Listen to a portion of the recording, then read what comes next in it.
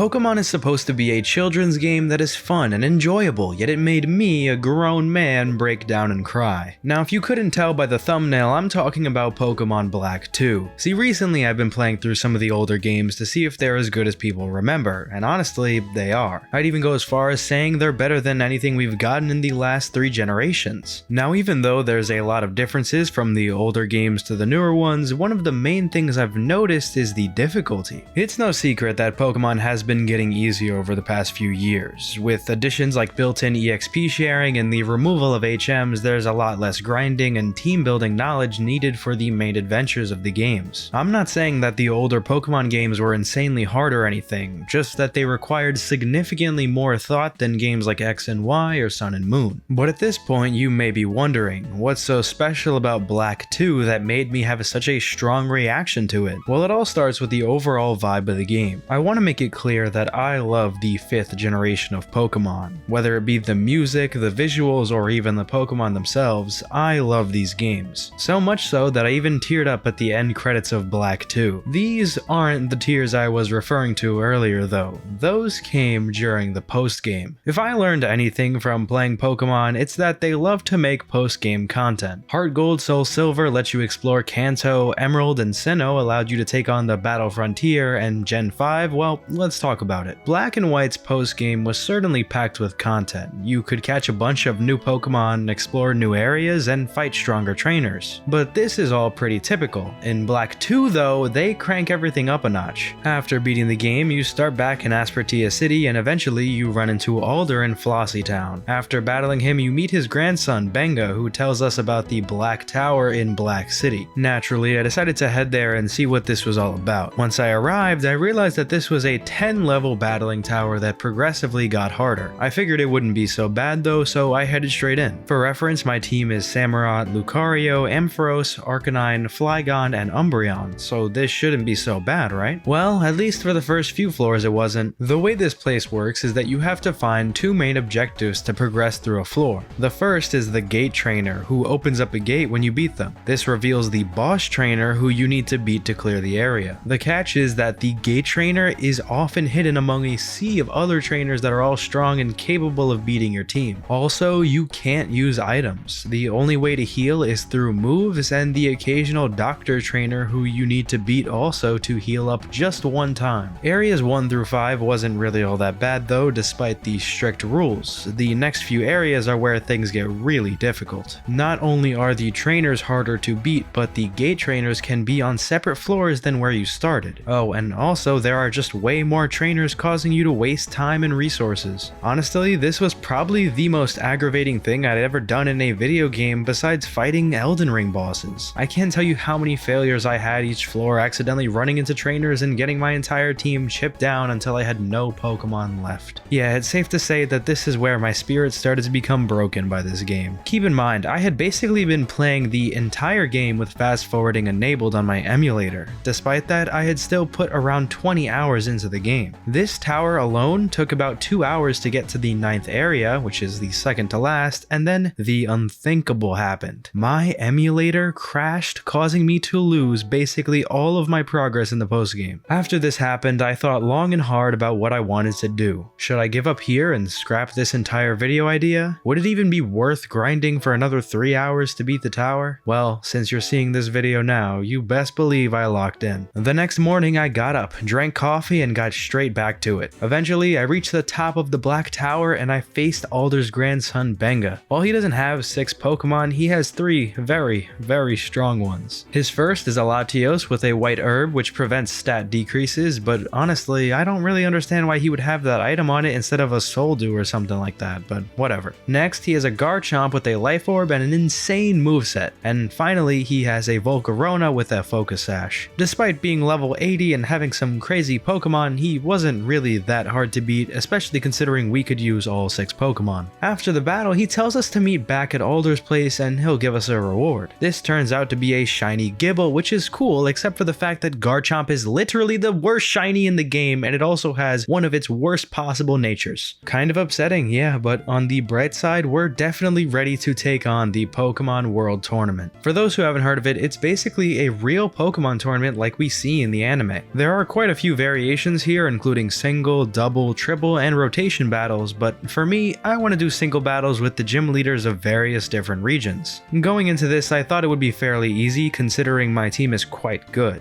And at first, it really wasn't that bad. Sometimes I lost, yeah, but I was having fun taking on the gym leaders from the older games. I mean, they even included their original battle themes, making it really nostalgic. However, this is where the fun would end, because once you win a tournament from each region, you unlock the World Tournament. This is what truly broke me. I genuinely think I must have put in like 100 attempts before I actually beat it. But here's the thing, you need to beat this tournament 10 times before you unlock the Champion Tournament, and let's be real, I think that's what everybody wants to see. So yeah, I grinded for a long time until I unlocked it. At this point, this game had already broken me, but nevertheless, I hopped in the Champions Tournament and got promptly destroyed. After all, these are the best trainers in each region. This continued over and over again, and I was losing hope. I had tried countless combinations of teams until I settled on Arcanine, Lucario, and Samurott. I had a feeling that with some luck, I could win. Our first battle was with Red, not exactly an easy matchup, but he starts off with a Snorlax who is fortunately very weak to our Lucario's close combat. Next up, he sends out Blastoise, who is indeed quite overpowered, and all I could really do is extreme speed before it took me out. I sent out Samurott in hopes that I could use Dragon Tail to buy some time. His last Pokemon is Lapras, and it one-shots us with Thunderbolt after we get a Mega Horn off. While it might seem bad having a Fire-type last against a Lapras and a Blastoise, we had luck on our side and hit 2 back-to-back wild charges to get us the victory. But let's just say that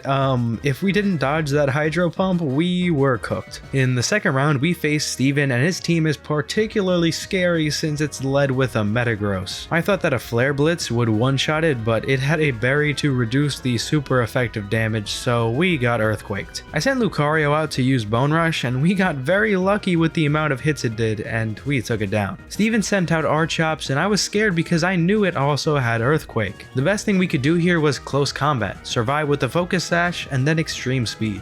With our last Pokemon left being Samurott, Archops took itself out while bringing us to half health. I was really scared until I saw his last Pokemon was Aggron, who definitely had a slower speed stat than us. All Samurott had to do was land a Hydro Pump and we would be on to the finals. Our last opponent is Alder, and his team is better than ever before. He starts off with the Volcarona, which typically would be pretty good, except I went with the Flare Blitz that instantly one-shot it. His next Pokemon is a Braviary, but we hit it with a Wild Charge and it took itself out with a Brave Bird. Now, we had to hope his last Pokemon wasn't too strong. He ended up sending out Reuniclus, and we were certainly in an interesting spot. Lucario couldn't really do anything special to it, so I went for 2 extreme speeds until it knocked us out. With our last Pokemon Samurott, we needed to hit a Mega Horn to win. It avoided the attack?